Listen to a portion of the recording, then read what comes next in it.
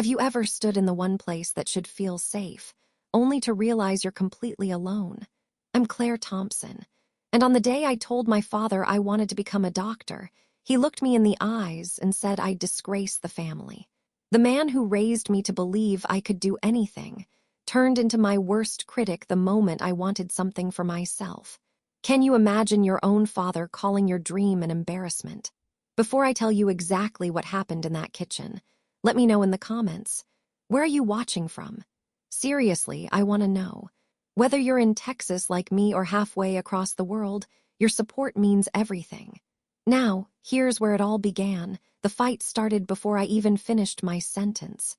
We were in the kitchen of our upscale Austin home, sunlight glinting off the granite countertops like it didn't know the temperature in the room had just dropped 10 degrees. "I've made my decision," I said softly, almost apologetically. "I'm going to apply to pre-med. UT San Antonio has a great program." The sound of my father's palms slamming the dining table cut through the air like a gunshot. "I said no, Claire." His voice echoed, not loud, but sharp enough to slice me open. My mother flinched at the end of the island, pretending to scroll through her phone. She always did that, disappeared without moving an inch. "I'm not asking for your permission, Dad. Just your support." He rose from his chair slowly, like a court judge preparing to sentence me. "You want to waste your life poking at sick people in sterile rooms, go right ahead, but you will not do it with my money." I felt heat rise to my cheeks. "This isn't a whim, my voice cracked. "It's what I want." He didn't blink. "You'll bring shame to the Thompson name. After everything I've built, after handing you a clear path into our firm, you'd rather be a nurse than an attorney." I looked at him like I was seeing him for the first time. This wasn't disappointment, it was disdain. "First of all, nurses are incredible," I said through gritted teeth. "But I'm not studying to be a nurse. I want to be a doctor. I want to help people." His lip curled. "Help people? What are we, missionaries? This family built its reputation on power and winning. You want to throw that away for blood and stethoscopes?" He was twisting the knife now. I turned to my mom, silently begging for backup. She glanced at me briefly, then dropped her eyes back to the marble floor, and that broke me. "Say something," I pleaded. Her lips moved barely. "It's your life, Claire." That was her way of staying out of it, of washing her hands of both of us. I wiped the tears from my cheeks, humiliated by how fast they'd come. "You always said I could be anything." My dad scoffed. "I said that when you were 5, before I knew you'd actually believe it." I grabbed my phone, my keys, my dignity, what was left of it, and bolted down the hall. His voice followed me like smoke from a fire I couldn't contain. "Don't come crawling back when you're drowning in student loans." I didn't answer. The only sound was the door to my bedroom locking behind me. And then silence. My shoulders shook as I slid to the floor, still clutching my backpack like a lifeline. 19 years old, and suddenly, I was on my own. In that moment, I didn't know where I'd go or how I'd make it. But I knew one thing for sure. I wasn't going to chase lawsuits. I was going to save lives, even if I had to start by saving my own. You ever stare at your own future and feel like it's a blank page? Not in an inspiring way, in a terrifying one. I didn't sleep that night. I just kept turning my grandmother's letter over and over in my hands like it might answer all the questions I was too scared to ask. It was folded into thirds, slightly yellowed from age. The paper still smelled faintly of her perfume, lavender and something earthy like warm cedar. I whispered her words like a prayer. "Always follow your heart no matter the cost." That was easier when she was alive. She used to cup my chin in her hands and tell me that my stubbornness wasn't a flaw, it was a compass. "The world will call you difficult," she'd say, "but you just keep walking. You'll end up somewhere they never even imagined." And now, it was just me, alone in a dorm room the size of a walk-in closet with boxes I hadn't unpacked, a rejection letter from my dad, and a future that looked like nothing I'd ever been prepared for. But I had her inheritance. Not a fortune, just a small savings account she'd set aside for when the time comes. I think she knew what kind of man my father really was when the mask slipped. I used every cent to get out. 1 week later, I moved to San Antonio. Alone. No plan beyond that. My roommate, Bri, looked like a human sunflower, freckles, a blonde ponytail, and optimism that clung to her like a scent. We met over cardboard pizza and shared loneliness. "So," she asked between bites, You running towards something or away from it? Both, I said, and that was all I could manage. I hadn't told her much. Just that I used to live in Austin, that I had a complicated relationship with my family, and that I wanted to study medicine. Bri nodded like she understood anyway. The first time I walked onto the pre-med campus, I felt like a fraud in sneakers. Everyone around me carried stethoscope-shaped dreams and backup plans. I just had a battered notebook and a high pain tolerance. I stood outside the admissions office, heart pounding so loud I couldn't hear my own doubts anymore. When the clerk asked what I needed, I blurted, "I'm here to enroll." She blinked. "You haven't applied." "I'm applying now," I said, breathless. "Right now." She stared at me for a moment, then handed me a clipboard. "You're lucky, deadline's tomorrow." That was the first miracle. Later that night, I lay on my mattress with the blinds half drawn, watching headlights flicker through the trees like tiny escape plans. Bri sat cross-legged on the floor, painting her nails some cheerful shade of coral. "You okay?" she asked gently. "I don't know," I whispered. "Everything's so fragile." "Sounds like a good beginning," she said without looking up. "Stories that start with certainty are usually boring." I laughed, a real laugh. It surprised us both. I wasn't certain. I was terrified. But somewhere deep down, under all the fear and heartbreak, was a sliver of something else. Hope. The next morning, I walked to class with my backpack on one shoulder and my grandmother's letter tucked in the side pocket like armor. I didn't know how I was going to survive 4 years of exams, debt, and part-time jobs. I didn't even know how I was going to pay rent next month. But I knew this. I was finally on my own path. And even if no one else believed in it yet, I did. "I'm not sure how," I told Bri as we passed a campus map with faded arrows and too many circles, "but I'm doing this." She smiled and looped her arm through mine. "Good, because I think you're about to prove everyone wrong." I thought I was tough, until I met a group of kids who'd never heard the sound of their own names. San Antonio wasn't easy. My classes were brutal, the workload relentless, and my savings vanished faster than I could replace them. I found myself scraping by, swapping hours of sleep for shifts at a local cafe, tutoring on weekends, and eating enough peanut butter sandwiches to make me question my life choices. But it still felt better than silence. Then, one gray Tuesday, Bri taped a help-wanted flyer to our fridge. "Boarding school needs after-class staff," she said. "You'd be good at it." I squinted at the bold text. "Looking for compassionate part-time support staff, experience with children preferred, sign language a plus." "Do you know sign language?" she asked. "No," I admitted. She shrugged. "They'll train you, you should apply." I didn't think I'd get it, but they were desperate. The school was nestled at the edge of the city, tucked between an old church and a winding road lined with sycamores.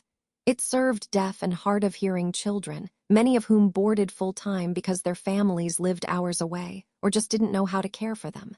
I started in the cafeteria. Nothing glamorous, just wiping down tables, passing out meals, and learning to smile through exhaustion. But it changed me. These kids, tiny and fearless, had their own way of speaking to the world. Their hands danced with meaning. Their eyes watched everything. And when they smiled, it wasn't polite or expected. It was earned.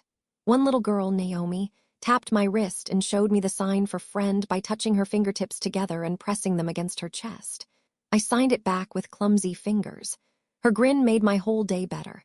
I started staying after hours, watching the teachers, slowly picking up gestures and expressions.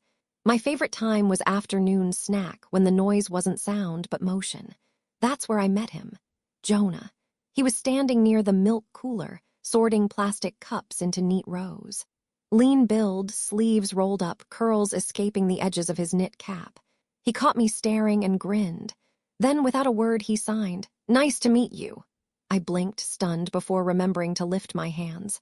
"Nice to meet you," he nodded, encouraging. Then he gestured for me to sit. That day we didn't speak, not out loud. We passed notes. He showed me how to sign simple words, "Thank you, music, tomorrow." I laughed so much I forgot how tired I was. I found out he was the school's part-time music teacher. Yes, music, for deaf kids. "They feel vibrations through the floor," he explained, using both words and signs now. "We use drums, bass, body rhythm. Music is more than just sound." He tapped his chest lightly. "It's here, too." That stayed with me, still does. As I packed up my bag that night, I hesitated. Then I turned to him and said, "You just made my worst day feel less heavy." He didn't answer right away. He just smiled and then signed one last thing before I left. "Come back tomorrow." I didn't realize how close I was to the edge until someone pulled me back with kindness I didn't ask for. Midterms hit like a sledgehammer. I'd been balancing 2 jobs, full-time pre-med, and my internship applications. I hadn't checked my bank balance in days because I already knew what it would say. Every time I walked past the bursar's office, my stomach clenched. Rent was due. My lab fees had bounced. And there was a new email in my inbox marked urgent. Financial aid eligibility at risk. I was $200 away from losing everything I'd fought to build. I didn't cry. Not at first. You get used to pressure when it becomes constant. You just adjust. Get quieter. Shrink your expectations so they fit the shape of your life. But that night, after my shift at the school, I stayed behind longer than usual. The cafeteria was empty, just the hum of the old fridge and the faint beat of drums from the music room. I was wiping down trays when Jonah walked in holding an envelope. He didn't say anything at first, just set it gently on the table between us and slid it across. I looked at him. "What's this?" His expression was calm, unreadable. "A loan if you want it." I opened it. Inside was a personal check, enough to cover my tuition balance and 3 months' rent. I felt the floor tilt. "No," I said immediately, pushing it back. "I can't take this." "It's a loan," he repeated. "Not charity, no interest. Pay me back when you're a rich cardiologist someday." I didn't know what to say. My pride was tangled with panic. My instincts screamed don't owe anyone, but my heart was breaking at the thought of letting this lifeline float away. "Why would you do this?" I whispered. Jonah leaned on his elbows, thoughtful. "Because I've been where you are, scraping by, working nights. I got lucky, someone helped me once, I'm just passing it on." Tears spilled before I could stop them. I hated that he saw it, but he didn't flinch. Just slid a napkin toward me like it was the most natural thing in the world. "I didn't think anyone believed in me," I admitted, voice cracking. Jonah smiled gently. "I don't believe in people, I see them, that's better." He stood slowly, like he didn't want to break the moment but also didn't want to make it heavier. "Take the envelope," he said. "It's already written, and I trust you." When he left, I sat there alone in that cafeteria, the envelope pressed against my heart, and sobbed into my hands. Not because I was weak, but because I finally felt like I wasn't invisible. The next day, I paid my balance, renewed my lease on a tiny apartment that barely fit a twin bed and a folding chair. And when I turned the key in that lock, I didn't feel like I was barely surviving. I felt like I was building something, piece by piece. That weekend, Jonah helped me carry my boxes up 3 flights of stairs. No questions, no speeches, just a quiet presence that made the silence feel safe. I hung my grandmother's letter above my desk, put my textbooks on the shelf, made microwave pasta and set 2 mismatched plates on the counter. He grinned when he saw it. "Celebration dinner," I nodded. "Welcome to my empire of questionable food and borrowed hope." We ate sitting on the floor, the lights low, a single candle between us like we were trying to believe in something sacred. At one point he looked at me and said, "You ever notice how the hardest paths usually lead to the best people?" I didn't answer, just leaned my head against his shoulder. He didn't move away. That night, as I curled up in my new bed with the city humming outside my window, I thought about everything I'd lost and realized I'd started gaining something better. Not money, not stability, but belief. Real, steady, unshakable belief that maybe, just maybe, I was worth saving too. Some moments don't shout their importance. They whisper it and wait to see if you're listening. 3 months after I moved into that shoebox apartment, something shifted. Not suddenly. Not like a movie montage with upbeat music and time-lapsed success. It was more subtle, like breath slowly coming back after you've forgotten how to breathe. Classes still chewed me up and spit me out. My calendar was an absurd collage of labs, lectures, and hospital rotations. And I still budgeted every dollar like it might vanish overnight. But one day, while checking the student portal on my cracked phone, I saw it. Accepted Mercy General Internship Program. For a second, I thought it was a mistake. I read it again. And then I screamed so loud my upstairs neighbor banged on the floor with a broom. Jonah was the first person I called. He didn't answer with words. Just walked through my front door 15 minutes later with a bag of groceries, a ridiculous chef's hat, and a grin that could melt granite. "Tonight," he announced, "we celebrate with homemade pizza and exactly 0 responsibilities." I laughed so hard I nearly tripped over my anatomy textbook. "Deal, but you're cooking." "Obviously," he said, reaching for the flour like he'd done this 100 times. We made a mess. Dough on the counter, sauce on my shirt. Laughter tangled between us like a second language. At some point, the music shifted to soft jazz and the chaos faded into quiet. I watched him sprinkle cheese with such unnecessary focus that it made my heart ache. "You're halfway to the white coat," he said, voice low, reverent. I froze. "Don't jinx it." He looked at me, really looked. "Claire, jinxes are for people who think they don't deserve good things." I swallowed hard. "And you think I do?" "I know you do." I leaned across the tiny kitchen island, smudged with flour and dreams, and whispered, "When I get that coat, I'll wear it for you first." He didn't say anything, but the way he reached for my hand said enough. We ate on the floor again, same mismatched plates, same candle, but something was different. The silence between us wasn't empty. It was full of trust, of unsaid things, of futures we hadn't dared voice yet. After dinner, Jonah pulled out a wrapped gift from his backpack. Small. Square. "You didn't have to," I started. He shrugged. "It's not fancy." Inside was a blank leather journal embossed with my initials. Inside the front cover, he'd written in small, slanted handwriting, "For the doctor you already are, just waiting on the world to catch up." My throat tightened. "Jonah, write your story," he said gently. "Even the messy parts, especially the messy parts." That night, I lay in bed with the journal pressed to my chest, heart pounding like I'd been handed something more sacred than paper. Not love, not yet, but something tender, something real. A partnership forming in the quiet between two people who had every reason to give up, but didn't. The next morning, I walked into Mercy General for the first time wearing borrowed confidence and my cleanest shoes. The air smelled like antiseptic and adrenaline.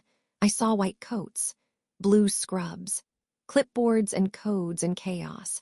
And for the first time in a long time, I felt like I belonged. As I waited by the nurse's station for my assignment, I caught my reflection in a nearby glass panel. No makeup, dark circles, split ends, but my eyes, they were steady. This was the beginning, and I wasn't doing it alone. Hospitals have their own language. It's not just in charts or acronyms. It's in the pacing of footsteps, the pitch of overhead pages, the rustle of lab coats down endless corridors. There's urgency in every breath, every click of a pen, every silenced alarm. And I was learning to listen. Weeks into my internship at Mercy General, I found myself settling into the chaos like a heartbeat syncing with a metronome. At first, I was terrified of messing up. I triple-checked vitals, memorized floor maps, and flinched every time a doctor called my name. But then, something shifted. It happened gradually. I started recognizing the nurses by their coffee orders. The residents began asking for my input, not just tolerating me, but trusting me. One morning, Dr. Bayrani, a respected cardiologist with a reputation for being impossible to impress, watched as I calmed a panicked elderly patient having a mild arrhythmia episode. I knelt beside the bed, held the man's hand, and talked him through deep breathing while the team prepped his IV. Afterward, she pulled me aside. "You have something the textbooks don't teach," she said. "Keep that. Medicine needs more hearts like yours." I carried those words with me like armor. Every day I showed up early, stayed late, and took notes in a little blue pocketbook that lived in my scrub top. Jonah called it my miracle log. "You act like you're just writing case notes," he teased one night while we sat on the balcony of my apartment, legs tangled and pizza boxes stacked between us. "But you're really writing a love letter to the human body." I rolled my eyes. "Spoken like someone who's never dissected a cadaver," he grinned. "I've played music on a steel drum in front of 50 deaf kids. I know a thing or two about bodies speaking in strange ways." He wasn't wrong. If the school had taught me anything, it was that communication isn't just verbal. It's rhythm, touch, breath, pulse.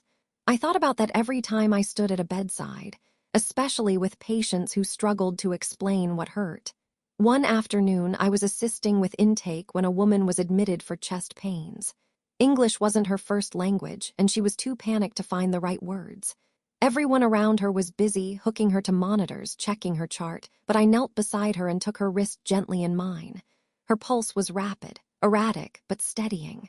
"I know it's scary," I said softly, "but we're here now, and you're not alone." Her eyes welled up.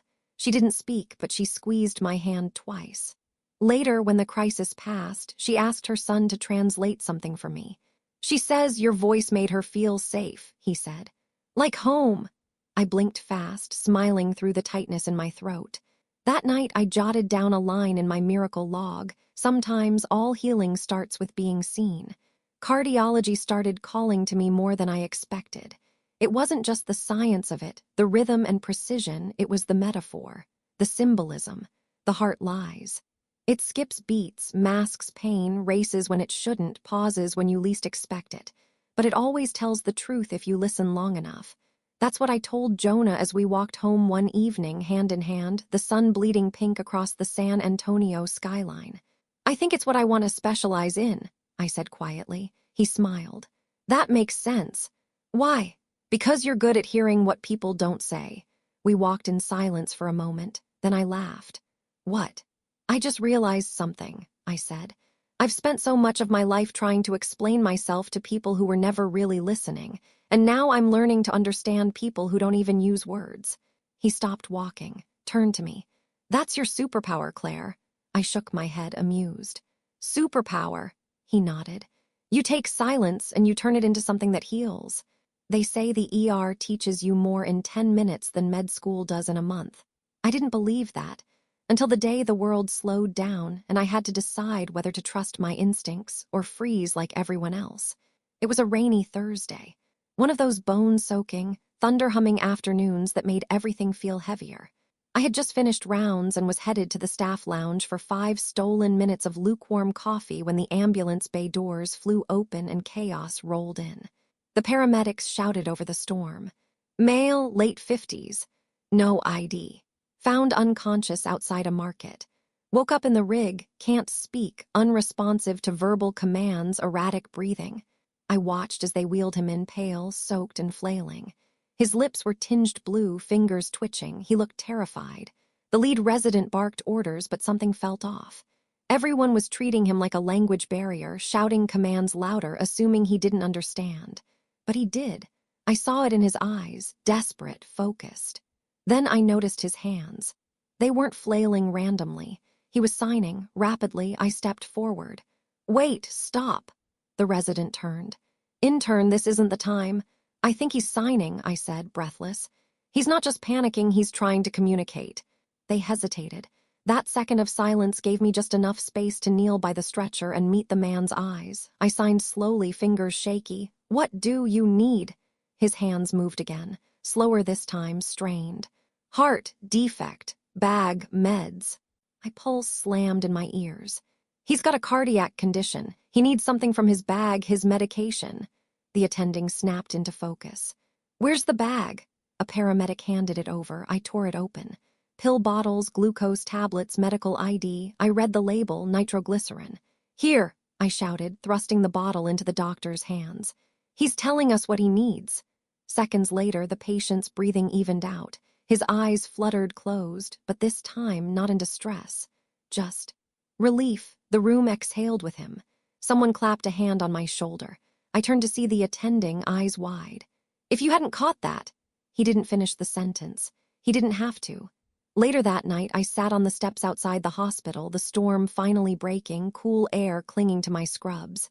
My hands were still shaking, not from fear, but from adrenaline, purpose. I had never felt more certain of who I was. Jonah met me there. He'd heard. I didn't say anything at first. Just leaned into him, exhausted. "You saved him," he said softly. "No," I murmured. "He saved himself, I just listened." Jonah pulled something from his jacket pocket and handed it to me. A small, sleek pin in the shape of a heartbeat line. "What's this?" he smiled. "A pre-white coat badge of honor." I laughed, breath hitching.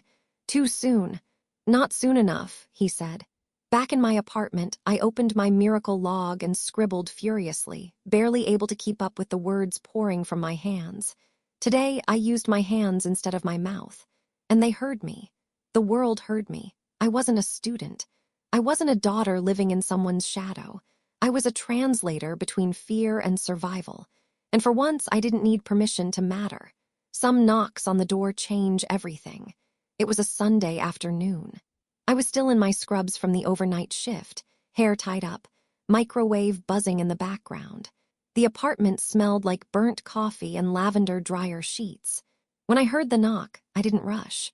I figured it was Bry or Jonah with groceries or another one of his low-budget date night surprises. But when I opened the door, I froze.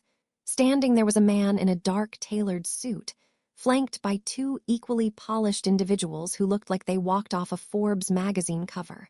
The man smiled calmly, professionally, but it didn't reach his eyes. "Claire Thompson?" he asked.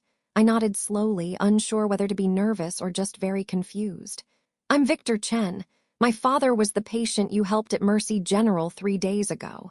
Oh, I opened my mouth, but nothing came out. He continued, filling the silence like he was used to people going speechless around him. "You saved his life. I've reviewed the hospital footage. No one in that room recognized what he was doing except you. I know some sign language," I mumbled, "just enough to understand." Victor's eyes softened, but only slightly. "You understood when it mattered." He stepped forward and handed me a thin envelope.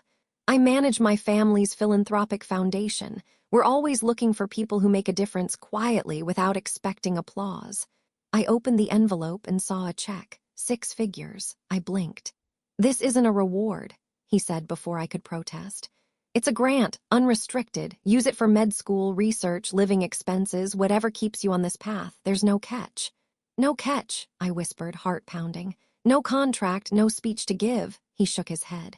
"We fund people, not moments, but there is one thing." He gestured to the woman beside him, who pulled a sleek tablet from her bag. "We've arranged for a small news segment. Nothing sensational, just an interview about your background and how you came to be the only person in that ER who could understand my father. The world needs more stories like yours." I should have said no. I don't like cameras. I didn't want to be that intern, the one who chases spotlights instead of stethoscopes. But something in me, something that had been stepped on, silenced, overlooked, said yes. Because maybe it was time the world saw what quiet determination looked like. The interview happened in a spare office at the hospital. Just me, a soft-spoken producer, a mic clipped awkwardly to my collar, and a single camera. They asked gentle questions about why I went into medicine, how I learned sign language, what that moment felt like in the ER. "I just did what I was trained to do," I said, shrugging. "I saw someone who wasn't being understood and I listened." When they asked about my family, I hesitated. The silence stretched. "My family didn't support this path," I admitted. "But that's okay. I found my own reasons to keep going." They didn't push. The interview ended. I thought that would be it. But 2 days later, the segment aired, and everything changed. It started with the nurses at Mercy General clapping as I walked into the break room. Then came the emails from strangers, professors, even former patients. Then the social media messages. A clip of me saying, "I just listened," had gone viral, shared by medical pages, deaf community leaders, and even a few celebrities. Suddenly, I wasn't just a struggling intern. I was the intern. The hospital offered me a research assistant role. My med school program bumped me into a more competitive rotation. Even my old chemistry professor sent a card that read, "I always knew you had more than numbers in you." But what mattered most was the night Jonah showed up at my apartment with a single cupcake and a crooked grin. "Can't believe I'm dating someone famous," he teased, handing me a fork. "Don't start," I groaned. "I still haven't figured out how to explain this to my dad." Jonah sat down, quiet for a moment. "You don't owe him anything," he said finally. "But if you do reach out, don't do it to prove something, do it because you're proud." "I don't know if I'm there yet," I admitted. "Then don't rush it. The truth has a way of showing up at the dinner table when people least expect it." He didn't know how literal those words would become. Some invitations come wrapped in silk and laced with poison. The gold-trimmed card arrived on a Monday. My name written in bold serif lettering, Claire Thompson, MD intern, as if the title somehow made me more worthy now. It was for my father's 60th birthday celebration. Black tie.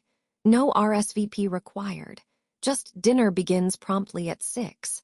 The last time we'd spoken, he told me I'd disgrace the family. Now suddenly I was expected to show up and smile over steak. Bri raised an eyebrow when she saw the invitation stuck to our fridge. "You going?" "I'm not sure," I said honestly. "It feels strategic." Jonah didn't pressure me either. He just asked one thing. "If you do go, make sure you're walking in with your head high, not just your hope." So I did. I bought a navy blue dress that hugged my ribs and flared just enough to make me feel like I had armor. I tucked my miracle log into my bag and slid a leather-bound medical book on heart surgery across the gift table with my father's name embossed in gold. When I pulled into the driveway of their stately estate, the same house I'd once stormed out of, sobbing and shattered, I felt that old weight on my chest, but I adjusted my posture, lifted my chin. This time, I wasn't a broken teenager begging for approval. I was a woman with a stethoscope in her bag and a heartbeat no longer afraid to be loud. The house was packed. Caterers floating like shadows, relatives I hadn't seen in years, laughter echoing from the wine bar. And then I saw him, my father, still tall, still polished, still intimidating in that effortless way powerful men have. He approached with a smirk, arms slightly open like he deserved credit for my presence. "Well, well," he said smoothly. "The prodigal daughter returns." "Hi, Dad," I said evenly, holding my ground. He kissed my cheek as if no rift had ever existed. "Dr. Thompson now, is it?" "Not yet," I replied. "Still in the trenches." He chuckled. "Hope you brought a stethoscope, not stories." I smiled tightly. "Actually, I brought both." He didn't like that. His smile flickered. We moved toward the dining room. Long mahogany table, silver flatware, the kind of floral centerpiece that smelled expensive and unnecessary. My mother offered a glass of wine with her usual half-smile, the same expression she wore to funerals and family photos. She looked at me like I was a ghost she didn't quite believe in. I sat at the far end, away from the head of the table, near Uncle Brad, the one relative who always treated me like I wasn't a disappointment. Conversation was stilted. My internship came up briefly, met with polite nods. Then came the whispers. "Isn't she the girl from that hospital story?" someone asked. "Oh yes, the sign language thing. Wasn't that a billionaire's father?" My father stiffened, but he didn't say a word. Not until Uncle Brad pulled out his phone and gasped, "Wait, this is her, right? She's on the news again." And then the screen lit up. Footage of the ER. A grainy freeze frame of me kneeling beside a stretcher. A headline beneath it. "Med student uses sign language to save tech mogul's life." The table went quiet. Utterly, uncomfortably quiet. All eyes turned to me. I didn't speak. I didn't need to, because just then, just as my father's hand reached for his water glass, he began to cough. Not a subtle cough. A sharp, panicked sound. His face reddened, eyes bulged.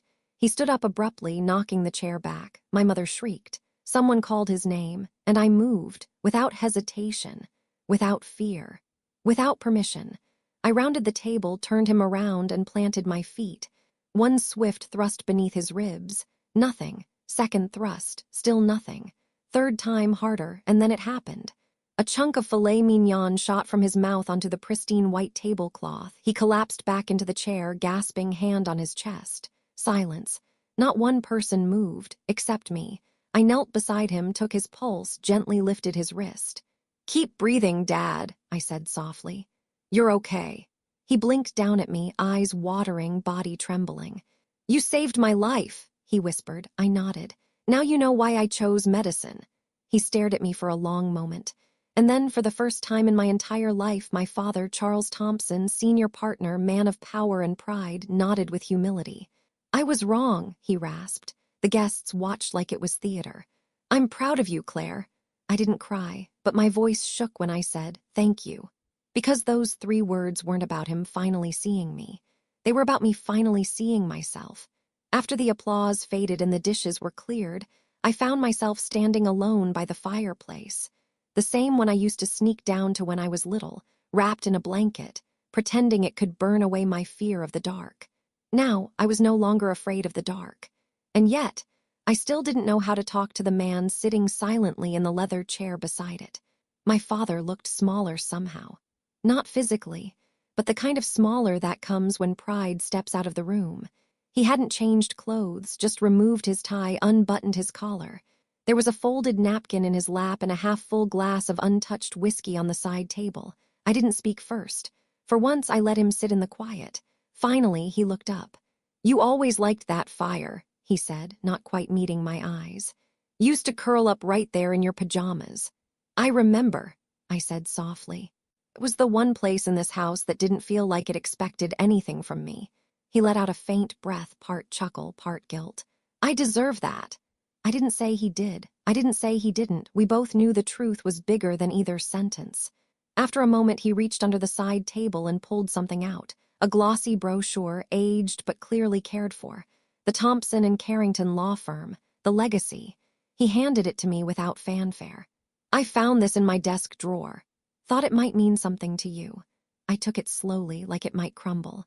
The front still had our old motto embossed across it. Justice, loyalty, legacy. Funny how none of those words had anything to do with listening. "I used to think this was the only way you'd ever be safe," he said quietly. "With a nameplate, a corner office, a path already carved out." "And now?" I asked. He turned toward the fire.